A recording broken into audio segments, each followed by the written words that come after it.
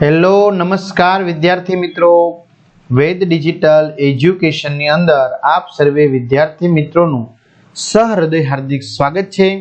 આજે આપણે ધોરણ 11 વિષય કોમર્સની અંદર એસપી અને સીસી એટલે કે એસપીસીસી નું દ્વિતીય પરીક્ષાનું 2 કલાકનું જે 50 ગુણનું પેપર છે તો એમનું આપણે સરસ મજાનું સંપૂર્ણ અને સચોટ સોલ્યુશન જોવાના છીએ। તો ખાસ ચેનલમાં નવા હોય તો ચેનલ સબસ્ક્રાઇબ કરી વિડીયોને લાઈક કરો, તમારા મિત્રો દોસ્તોને શેર કરો। અને ખાસ તમે જે કહેતા હોય કે દર વર્ષે સર તમે જે પેપર સેટ આપો છો તો પ્લીઝ આઈએમપી આ પેપર સેટ આપો ને, તો ક્યાંથી મળશે સોલ્યુશન સાથેનો તો હું તમને આગળ જણાવું। તો વિભાગ એ સાચો વિકલ્પ પસંદ કરીને લખો એવા 1 ગુણના 5 પ્રશ્નો એટલે 5 ગુણ। તો પહેલું છે માહિતી સંચારની પ્રક્રિયાનો પ્રથમ તબક્કો એટલે બોલનાર। પત્ર લેખનનો અભિગમ કેવો હોવો જોઈએ? વાચક લક્ષી। વાણિજ્યક પત્રને સામાન્ય રીતે પરબીડિયામાં મૂકતા પહેલા વધુમાં વધુ કેટલી ગળી કરવી જોઈએ? 3। અમેરિકન પદ્ધતિમાં લખાતી તારીખના આંકડા અંગ્રેજીમાં કેવી રીતે લખવામાં આવે છે? તો કાર્ડિનલ નંબર્સમાં। હવે આ તમારે પેપર સેટ જોતા હોય તો ક્યાંથી મળશે?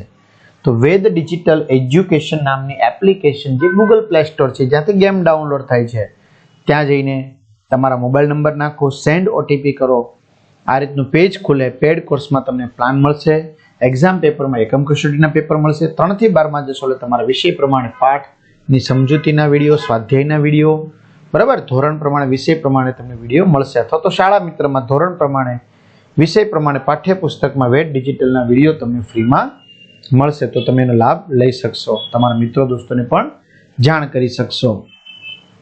નવા કંપની ધારા મુજબ કંપની સેક્રેટરીની નિમણૂક જ્યારે ભરપાઈ થયેલી મૂડી 5 કરોડ કે તેથી વધુ હોય ત્યારે ફરજિયાત છે।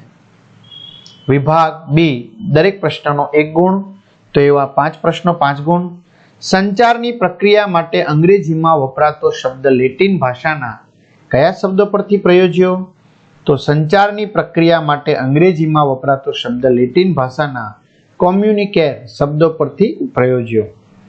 ધ્યાનાકર્ષક રેખાની જરૂર ક્યારે રહેતી નથી? તો આંતરિક સરનામા સાથે વ્યક્તિના નામનો પ્રયોગ થયો હોય ત્યારે ધ્યાનાકર્ષક રેખાની જરૂર રહેતી નથી। સ્ક્રિબા ક્યાં પ્રચલિત હતા? તો સ્ક્રિબા રોમન સામ્રાજ્યમાં પ્રચલિત હતા। નિયમન પત્ર માટે કંપની ધારામાં કેટલા ટેબલ છે? 5 ટેબલ, FGHIJ। વિજ્ઞાન પત્ર નોંધાવ્યા પછી કેટલા દિવસમાં બહાર પાડી શકાય? તો કે 90 દિવસમાં। વિભાગ સી 2 ગુણના 5 પ્રશ્નો એટલે 10 ગુણ છે। ત્યાર પછી જોઈએ મિત્રો પૂછપરછના પત્રોના પ્રત્યુત્તર વિશે સમજાવો, તો સરસ મજાનું અહીંયા તમને મુદ્દાસર સમજાવવામાં આવ્યું છે, વિડીયો પોઝ કરીને વાંચી શકો છો, બાકી આની PDF તમે મેળવી શકો છો। વાણિજ્યક પત્રોના સંદર્ભમાં ઓર્ડર આપતા પત્રો એટલે માલ સામાન મોકલવાની વિનંતી કરતો પત્ર, સમજાવો। સેક્રેટરી માટે અંગ્રેજી ભાષા ઉપર પ્રભુત્વ કેમ જરૂરી છે? ત્યાર પછી કંપનીના લક્ષણો ટૂંકમાં રજૂ કરો, તો વિડીયો પોઝ કરીને તમે વાંચી શકો, લખી શકો છો। નિયમન પત્રમાં કયા ફેરફારો માટે ટ્રિબ્યુનલની મંજૂરી લેવી પડે છે? વિભાગ ડી 3 ગુણના 4 સવાલ એટલે 12 ગુણ। નામની કલમમાં કેવી રીતે ફેરફાર થઈ શકે છે? વિડીયો પોઝ કરીને લખી શકાય। આંતરિક વહીવટના સિદ્ધાંતોના અપવાદો જણાવો, એ બી વિડીયો પોઝ કરીને વાંચી શકાય છે। અથવા ખાનગી કંપની માટેના નિયમન પત્રમાં કઈ 3 વિશેષતાઓ દર્શાવવી પડે છે? બાહ્યધરી કરારના ફાયદા જણાવો। ત્યાર પછી છે વિજ્ઞાન પત્રનું મહત્વ સમજાવો।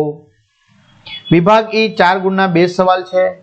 ટેબલ H માં કઈ બાબતોનો સમાવેશ કરવામાં આવે છે? જે વિડીયો પોઝ કરીને તમે વાંચી શકો છો, તો PDF એપ્લિકેશનમાંથી મેળવી શકો છો।